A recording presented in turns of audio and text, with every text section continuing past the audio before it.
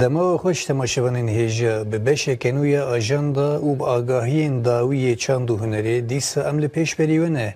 Kan binerin bi vê hefteya borî di qada çand û hunerê de çi qewimîne pêşî wek her carê semnûçeyên me.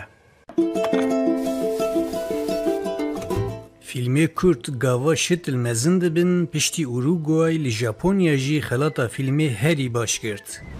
Di salvegera komkujiya Şengalê de filmekî nû.